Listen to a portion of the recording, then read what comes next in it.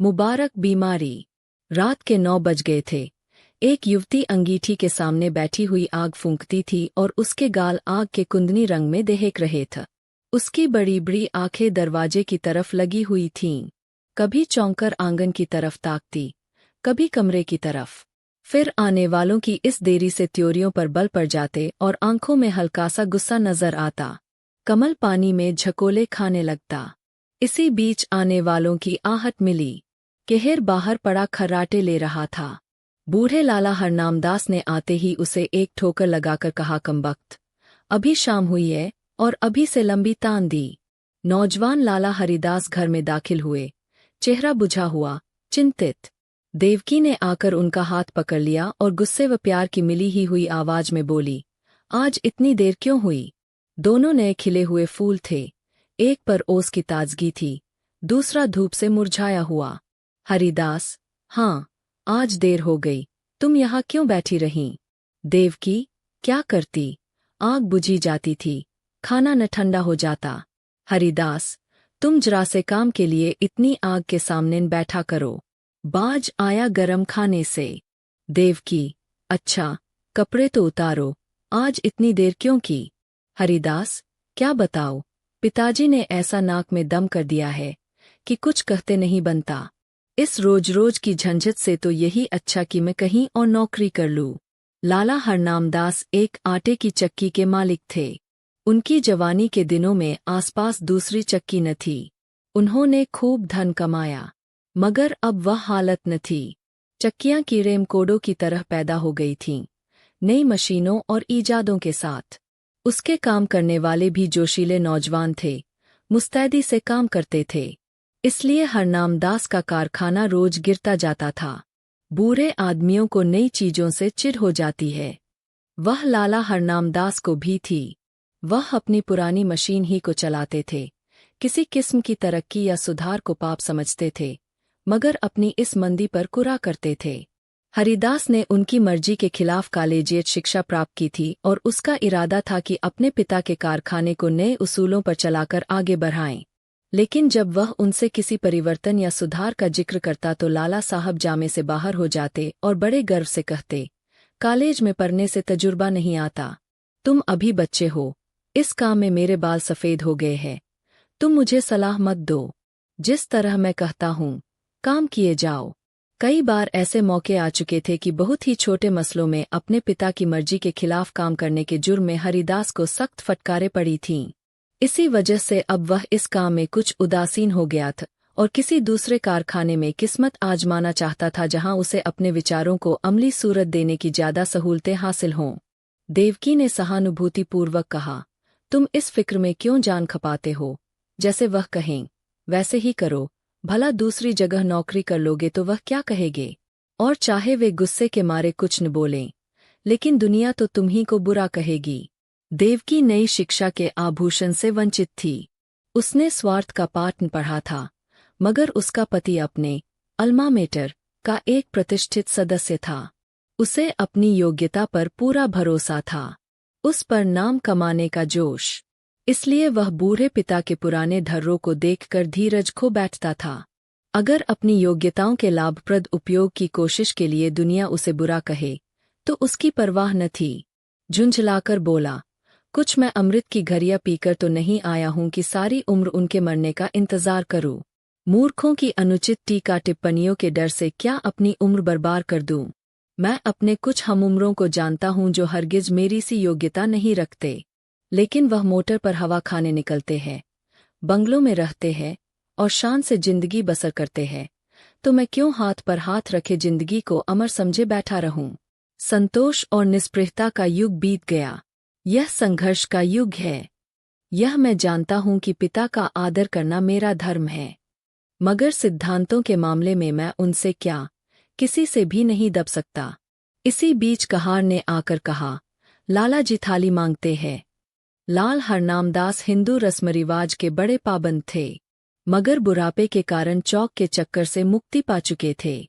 पहले कुछ दिनों तक जाड़ों में रात को पूरियां न हजम होती थीं, इसलिए चपातियां ही अपनी बैठक में मंगा लिया करते थे। मजबूरी ने वह कराया था जो हुज्जत और दलील के काबू से बाहर था। हरिदास के लिए भी देवकी ने खाना निकाला। पहले तो वह हजरत बहुत दुखी नजर आते थे, लेकिन बघार की खुशबू ने खाने के लिए चाव पैदा कर दिया था। अक्सर हम अपनी आंख और नाक से हाजमे का काम लिया करते हैं। 2.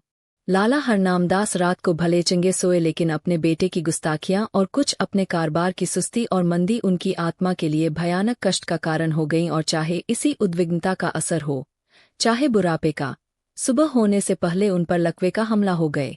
जबान बंद हो गई और चेहरा ऐंठ गया। हरिदास लाक्टर के पास दौड़ा। लाक्टर आए, मरीज को देखा और बोले, डरने की कोई बात नहीं, सेहत होगी, मगर 3 महीने से कम न लगेंगे। चिंताओं के कारण यह हमला हुआ है, इसलिए कोशिश करनी चाहिए कि वह आराम से सोएं, परेशान न हों और जबान खुल जाने पर भी जहां तक मुमकिन हो बोलने से बचें। बेचारी देवकी बैठी रो रही थी।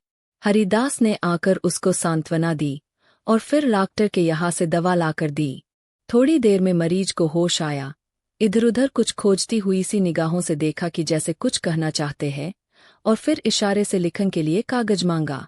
हरिदास ने कागज और पेंसिल रख दी तो बूढ़े लाला साहब ने हाथों को खूब संभाल कर लिख, इंतजाम दीनानाथ के हाथ में रहे। ये शब्द हरिदास के हृदय में तीर की तरह लगे। अफसोस, अब भी मुझ पर भरोसा नहीं, यानी कि दीनानाथ मेरा मालिक होगा और मैं उसका गुलाम बनकर रहूंगा। यह नहीं होने का। कागज लिए देवकी के पास आए और बोले, लालाजी ने दीनानाथ को मैनेजर बनाया है। उन्हें मुझ पर इतना एतबार भी नहीं है, लेकिन मैं इस मौके को हाथ से न दूंगा। उनकी बीमारी का अफसोस तो जरूर है, मगर शायद परमात्मा ने मुझे अपनी योग्यता दिखलाने का यह अवसर दिया है, और इससे मैं जरूर फायदा उठाऊंगा। कारखाने के कर्मचारियों ने इस दुर्घटना की खबर सुनी तो बहुत घबराए। उनमें कई निकम्मे, बेमसरफ आदमी भरे हुए थे, जो सिर्फ खुशामद और चिकनी चुपड़ी बातों की रोटी खाते थे। मिस्त्री ने कई दूसरे कारखानों में मरम्मत का काम उठा लिया था, रोज किसी न किसी बहाने से खिसक जाता था। फायरमैन और मशीनमैन दिन को झूठ-मूठ चक्की की सफाई में काटते थे और रात के काम करके ओवरटाइम की मजदूरी लिया करते थे। दीनानाथ जरूर होशियार और तजुर्बेकार आदमी था, मगर उसे भी काम करने के मुकाबले में, जी हाँ, रटते रहने में ज्यादा मजा आता था। लाला हरनामदास मजदूरी देन में बहुत हीले वाले किया करते थे और अक्सर काटकपट के भी आदी थे। इसी को वह कारोबार का अच्छा उसूल समझाते थे। हरिदास ने कारखाने में पहुंचते ही साफ शब्दों कह दिए कि तुम लोगों को मेरे वक्त में जी लगाकर काम करना होगा। मैं इसी महीन में काम देखकर सबकी तरक्की करूंगा। मगर अब टालमटोल का गुजर नहीं। जिन्हें मंजूर न हो वह अपना बोरिया बिस्तर संभाले। और फिर दीनानाथ को बुलाकर कहा, भाई साहब, मुझे खूब मालूम है कि आप होशियार और सूझबूझ रखने वाले आदमी हैं। आपने अब तक यहाँ का जो रंग देखा वही अख्तियार किया है, लेकिन अब मुझे आपके तजुर्बे और मेहनत की जरूरत है। पुराने हिसाबों की जांच पड़ताल कीजिए। बाहर से काम मेरा जिम्मा है, लेकिन यहाँ का इंतजाम आपके सुपुर्द है। जो कुछ नफा होगा उसमें आपका भी हिस्सा होगा। मैं चाहता हूं कि दादा की अनुपस्थिति में कुछ अच्छा काम करके दिखाओ। इस मुस्तैदी और चुस्ती का असर बहुत जल्द कारखाने में नजर आने लगा। हरिदास ने खूब इश्तहार बंटवाए। उसका असर यह हुआ कि काम आने लगा। दीनानाथ की मुस्तैदी की बदौलत ग्राहकों को नियत समय पर और किफायत से आटा मिलने लगा। पहला महीना भी खत्म न हुआ था कि हरिदास ने नई मशीन मंगवाई। थोड़े अनुभवी आदमी रख लिए। फिर क्या था, सारे शहर में इस कारखाने की धूम मच गई। हरिदास ग्राहकों से इतनी अच्छी तरह से पेश आता कि जो एक बार उससे मुआमला करता वह हमेशा के लिए उसका खरीदार बन जाता। कर्मचारियों के साथ उसका सिद्धांत था, काम सख्त और मजदूरी ठीक। उसके ऊंचे व्यक्तित्व का भी स्पष्ट प्रभाव दिखाई पड़ा। करीब करीब सभी कारखानों का रंग फीका पड़ गया। उसने बहुत ही कम नफे पर ठेले ले लिए। मशीन को दम मारने की मोहलत न थी। रात और दिन काम होता था। तीसरा महीना खत्म होते होते उस कारखाने की शक्ल ही बदल गई। हाथे में घुसते ही ठेले और गाड़ियों की भीड़ नजर आती थी। कारखाने में बड़ी चहल पहल थी, हर आदमी अपने अपने काम में लगा हुआ। इसके साथ की प्रबंध कौशल का यह वरदान था कि भद्दी हड़बड़ी और जल्दबाजी का कहीं निशान न था। 3. लाला हरनामदास धीरे धीरे ठीक होने लगे। 1 महीने के बाद वह रुक कर कुछ बोलने लगे। डॉक्टर की सख्त ताकीद थी कि उन्हें पूरी शांति की स्थिति में रखा जाए, मगर जब उनकी जबान खुली उन्हें एक दम को भी चैन न था। देवकी से कहा करते, सारा कारोबार मिट्टी में मिल जाता है। यह लड़का मालूम नहीं क्या कर रहा है, सारा काम अपने हाथ में ले रखा है। मैंने ताकीद कर दी थी कि दीनानाथ को मैनेजर बनाना, लेकिन उसने जरा भी परवाह न की। मेरी सारी उम्र की कमाई बर्बाद हुई जाती है। देवकी उनको सांत्वना देती कि आप इन बातों की आशंका न करें, कारोबार बहुत खूबी से चल रहा है और खूब नफा हो रहा है। पर वह भी इस मामले में तूल देते हुए डरती थी कि कहीं लकवे का फिर हमला न हो जाए। हूँहाँ कहकर टालना चाहती थी। हरिदास जो ही घर में आता, लालाजी उस पर सवालों की बौछार कर देते, और जब वह टालकर कोई दूसरा जिक्र छेड़ देता तो बिगड़ जाते और कहते, जालिम, तू जीते जी मेरे गले पर छुरी फेर रहा है, मेरी पूंजी उड़ा रहा है। तुझे क्या मालूम कि मैंने एक एक कौड़ी किस मशक्कत से जमा की है। तूने दिल में ठान ली है कि इस बुढ़ापे में मुझे गलीगली ठोकर खिलाए, मुझे कौड़ी कौड़ी का मुहताज बनाए। हरिदास फटकार का कोई जवाब न देता, क्योंकि बात से बात बढ़ती है। उसकी चुप्पी से लाला साहब को यकीन हो जाता कि कारखाना तबाह हो गया। एक रोज देवकी ने हरिदास से कहा, अभी कितने दिन और इन बातों का लालाजी से छिपाओगे। हरिदास ने जवाब दिया, मैं तो चाहता हूं कि नई मशीन का रुपया अदा हो जाए तो उन्हें ले जाकर सब कुछ दिखा दूं। तब तक डॉक्टर साहब की हिदायत के अनुसार 3 महीने पूरे भी हो जाएंगे। देवकी, लेकिन इस छिपाने से क्या फायदा, जब वे आठों पहर इसी की रट लगाए रहते हैं। इससे तो चिंता और बढ़ती ही है, कम नहीं होती। इससे तो यही अच्छा है कि उनसे सब कुछ कह दिए जाए। हरिदास, मेरे कहने का तो उन्हें यकीन आ चुका। हाँ, दीनानाथ कहें तो शायद यकीन हो। देवकी, अच्छा तो कल दीनानाथ को यहाँ भेज दो। लालाजी उसे देखते ही खुद बुला लेंगे। तुम्हें इस रोज रोज की डांट फटकार से तो छुट्टी मिल जाएगी। हरिदास, अब मुझे इन फटकारों का जरा भी दुख नहीं होता।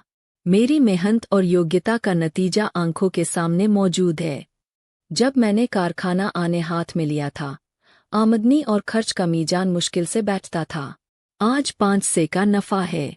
तीसरा महीना खत्म होने वाला है और मैं मशीन की आधी कीमत अदा कर चुका। शायद अगले महीने 2 महीने में पूरी कीमत अदा हो जाएगी। उस वक्त से कारखाने का खर्च तिगुने से ज्यादा है, लेकिन आमदनी पंचगुनी हो गई है। हजरत देखेंगे तो आंखें खुल जाएंगी। कहाँ हाथे में उल्लू बोलते थे। एक मेज पर बैठे आप ऊँघा करते थे, एक पर दीनानाथ कान कुरेदा करता था। मिस्त्री और फायरमैन ताश खेलते थे। बस 2-4 घंटे चक्की चल जाती थी। अब दम मारने की फुर्सत नहीं है। सारी जिंदगी में जो कुछ न कर सके वह मैंने 3 महीने में करके दिखा दिया। इसी तजुर्बे और कार्रवाई पर आपको इतना घमंड था। जितना काम वह 1 महीने में करते थे उतना मैं रोज कर डालता हूँ। देवकी ने भर्त्सनापूर्ण नेत्रों से देखकर कहा, अपने मुन मियाँ मिट्ठू बनना कोई तुमसे सीख ले। जिस तरह माँ अपने बेटे को हमेशा दुबला ही समझती है, उसी तरह बाप बेटे को हमेशा नादान समझा करता है। यह उनकी ममता है, बुरा मानने की बात नहीं है। हरिदास ने लज्जित होकर सर झुका लिया। दूसरे रोज दीनानाथ उनको देखने के बहाने से लाला हरनामदास की सेवा में उपस्थित हुआ। लालाजी उसे देखते ही तकिए के सहारे उठ बैठे और पागलों की तरह बेचैन होकर पूछा, क्यों, कारोबार सब तबाह हो गया कि अभी कुछ कसर बाकी है? तुम लोगों ने मुझे मुर्दा समझ लिया है। कभी बात तक न पूछी। कम से कम मुझे ऐसी उम्मीद न थी। बहू ने मेरी तीमारदारी ने की होती तो मर ही गया होती। दीनानाथ, आपका कुशल मंगल रोज बाबू साहब से पूछ लिया करता था। आपने मेरे साथ जो नेकियां की है, उन्हें मैं भूल नहीं सकता। मेरा एक एक रुआ आपका एहसानमंद है। मगर इस बीच काम ही कुछ एकस था कि हाजिर होने की मोहलत न मिली। हरनामदास, खैर, कारखाने का क्या हाल है? दीवाला होने में क्या कसर बाकी है? दीनानाथ ने ताज्जुब के साथ कहा, यह आपसे किसने कह दिया कि दीवाला होने वाला है? इस अरसे में कारोबार में जो तरक्की हुई है, वह आप खुद अपनी आंखों से देख लेंगे। हरनामदास व्यंग्यपूर्वक बोले, शायद तुम्हारे बाबू साहब ने तुम्हारी मनचाही तरक्की कर दी। अच्छा अब स्वामी भक्ति छोड़ो और साफ बतला। मैंने ताकीद कर दी थी कि कारखाने का इंतजाम तुम्हारे हाथ में रहेगा, मगर शायद हरिदास ने सब कुछ अपने हाथ में रखा। दीनानाथ: जी हाँ, मगर मुझे इसका जरा भी दुख नहीं। वही रईस काम के लिए ठीक भी थे। जो कुछ उन्होंने कर दिखाया वह मुझसे हरगिज न हो सकता। हरनाम दास: मुझे यह सुनकर हैरत होती है। बतलाओ, क्या तरक्की हुई? दीनानाथ: तफसील तो बहुत ज्यादा होगी, मगर थोड़े में यह समझ लीजिए कि पहले हम लोग जितना काम 1 महीने में करते थे उतना अब रोज होता है। नई मशीन आई थी, उसकी आधी कीमत अदा हो चुकी है। वह अक्सर रात को भी चलती है। ठाकुर कंपनी का 5,000 मन आटे का ठेका लिया था, वह पूरा होने वाला है। जगतराम बनवारी लाल से कमसरियत का ठेका लिया है। उन्होंने हमको 500 बोरे माहवार का बयाना दिया है। इसी तरह और फुटकर काम कई गुना बढ़ गया है। आमदनी के साथ खर्च भी बढ़े हैं। कई आदमी नए रखे गए हैं। मुलाजिमों को मजदूरी के साथ कमीशन भी मिलता है, मगर खालिस नफा पहले के मुकाबले में चौगुने के करीब है। हरनाम दास ने बड़े ध्यान से यह बात सुनी। वह गौर से दीनानाथ के चेहरे की तरफ देख रहे थे। शायद उसके दिन में बैठकर सच्चाई की तह तक पहुंचना चाहते थे। संदेहपूर्ण स्वर में बोले, दीननाथ, तुम कभी मुझसे झूठ नहीं बोलते थे, लेकिन तो भी मुझे इन बातों पर यकीन नहीं आता, और जब तक अपनी आंखों से देख न लूंगा यकीन आएगा। दीनानाथ कुछ निराश होकर विदा हुआ। उसे आशा थी कि लाला साहब तरक्की और कारगुजारी की बात सुनते ही फूले न समाएंगे और मेरी मेहनत की दाद देंगे। उस बेचारे को न मालूम था कि कुछ दिलों में संदेह की जड़ इतनी मजबूत होती है कि सबूत और दलील के हमले उस पर कुछ असर नहीं कर सकते। यहाँ तक कि वह अपनी आंख से देखने को भी धोखा या तिलिस्म समझता है। दीनानाथ के चले जाने के बाद लाला हरनामदास कुछ देर तक गहरे विचार में डूबे रहे और फिर यकायक कहार से बग्घी मंगवाई। लाठी के सहारे बग्घी में आ बैठे और उसे अपने चक्कीघर चलने का हुक्म दिया। दोपहर का वक्त था। कारखानों के मजदूर खाना खाने के लिए गोल के गोल भागे चले आते थे, मगर हरिदास के कारखाने में काम जारी था। बग्घी हाथे में दाखिल हुई। दोनों तरफ फूलों की कतारें नजर आईं। माली क्यारियों में पानी दे रहा था। ठेले और गाड़ियों के मारे बग्घी को निकलने की जगह न मिलती थी। जिधर निगाह जाती थी सफाई और हरियाली नजर आती थी। हरिदास अपने मुहर्रिर को कुछ खतों का मसौदा लिखा रहा था कि बूढ़े लालाजी लाठी टेकते हुए कारखाने में दाखिल हुए। हरिदास फौरन उई खड़ा हुआ और उन्हें हाथों से सहारा देते हुए बोला, आपने कहला क्यों न भेजा कि मैं आना चाहता हूँ, पालकी मंगवा देता। आपको बहुत तकलीफ हुई। यह कहकर उसने एक आराम कुर्सी बैठने के लिए खिसका दी। कारखाने के कर्मचारी दौड़े और उनके चारों तरफ बहुत अदब के साथ खड़े हो गए।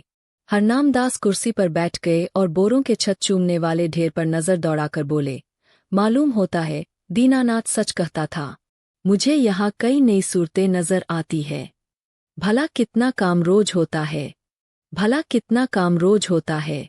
हरिदास: आजकल काम ज्यादा आ गया था, इसलिए कोई 500 मन रोजाना तैयार हो जाता था, लेकिन औसत 250 मन का रहेगा। मुझे नई मशीन की कीमत अदा करनी थी, इसलिए अक्सर रात को भी काम होता है। हरनामदास: कुछ कर्ज लेना पड़ा। हरिदास: 1 कौड़ी नहीं, सिर्फ मशीन की आधी कीमत बाकी है।